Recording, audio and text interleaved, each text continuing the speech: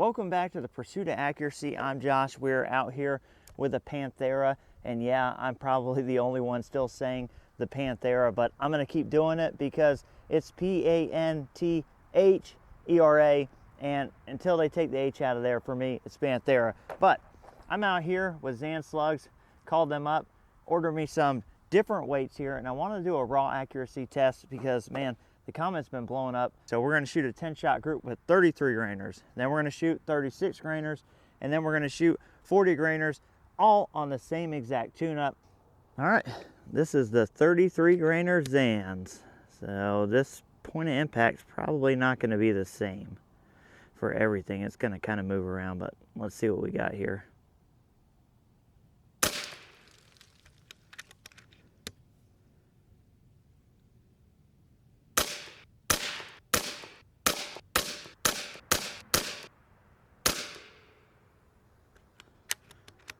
All right, 33 grainers, and you guys can see it better than me, but looks like maybe one a little high, but overall, I mean, it blew pretty much a good one size hole in there. Like I said, we have one tune-up. I'm not tweaking this. I'm not going to make any changes. It's going to be the same tune-up across all of one. So, and for those of you that were curious on this setting, I was at a 255 bar fill, and it looks like I am down to about 195 bar.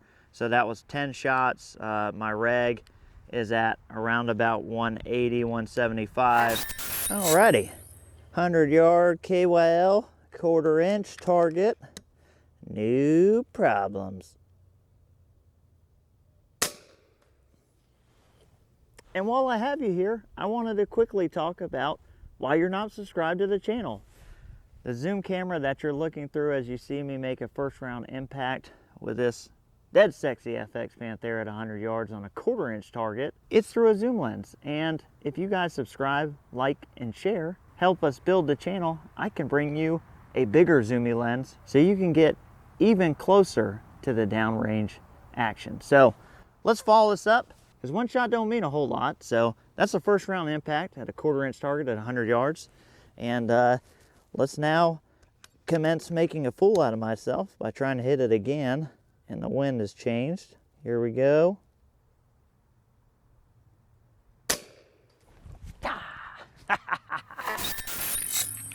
Let's shoot these 36 grainers.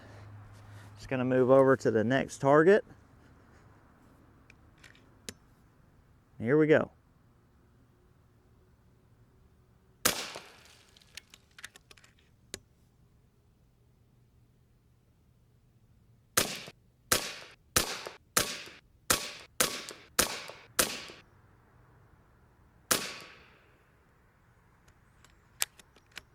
All right, that's 10. So not too bad with the 36 grainers. Honestly, I thought for this barrel twist rate that those were going to be kind of the preferred slug, but the 33 grainers look a little bit better than that. 40 grainers next in the pipe.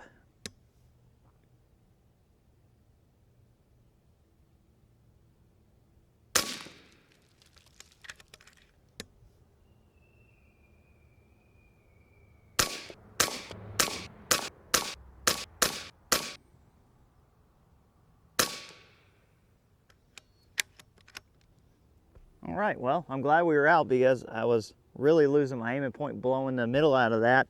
That looks pretty good, but let's take a closer look. I'm gonna grab that and we'll talk about our results. Okay, so I pulled that target card and we have it right here, and you guys will already have seen the group sizes. So on the 33 grainers, we shot a 0.43, I think, which is like 0.8 MOA.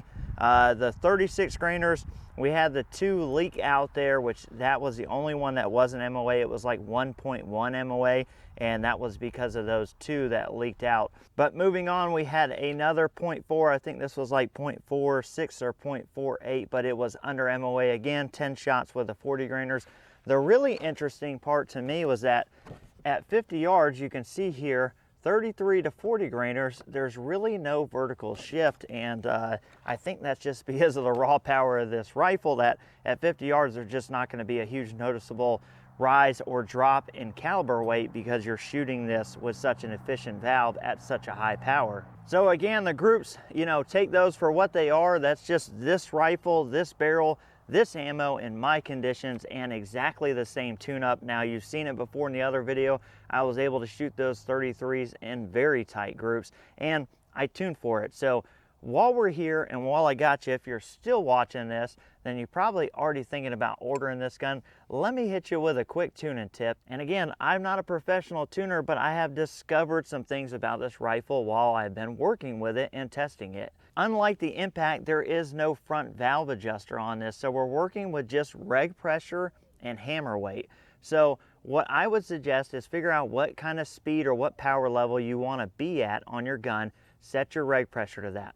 Turn your hammer spring down, go out to your range, and what I want you to do is shoot and then go up a click on the macro, and I want you to go up a click on the macro until you're going to hear a very distinct difference. You are going to all of a sudden hear the gun going from kind of tingy to a big poof, and when it does that poof, that is the extra unused air, the waste air coming out of the barrel. The gun will get significantly louder. Now what I want you to do is test it at that setting, and then I want you to back it down one macro click and test it at that setting. What I found is if I set my reg pressure and I build up hammer spring until I get to where I'm wasting air, that if I come one click back just onto the good side of not wasting air, I find something that's both efficient and really accurate, and that's exactly how I was able to tune for the 33 grainer ZANs that shot so well, and then the 40 grainers out at 100 yards that also shot so well, because they will be different. The 40 grainer is gonna need more air to push that out. Your 33 grain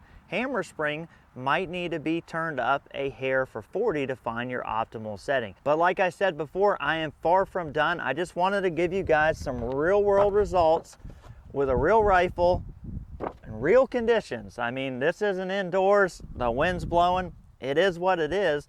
But if you buy this FX Panthera 22 cal 700 mil and you buy yourself some ZAN slugs, you can see just how accurate this can be. There's a lot of comments out there, guys. This is not a bench rest gun. This is not meant to shoot pellets. It's not meant to compete with XYZ. It's not a byproduct of the Impact. It is its own independent effort. This was made to shoot slugs, to have this form factor, to shoot PRS and NRL 22. The benefits are the form factor and the consistency and the ruggedness and stiffness of this whole setup, because you're not going to have to worry about those things. You're going to have a gun that's going to be repeatable, and that's really what's going to make your money in those type of events. So if you're judging this based on the fact that it doesn't have the shot count of your 22 pellet slinger, then you're looking at the wrong gun. If you're judging this based on raw group size at 50 yards compared to a gun that has nowhere near the power capabilities of this rifle and intended for a totally different sport, then you're probably looking at the wrong gun. But if you want to shoot PRS, NRL, you want to have a really fun gun and a more traditional style setup, then this is the gun for you. I appreciate you guys. We'll catch you on the next one.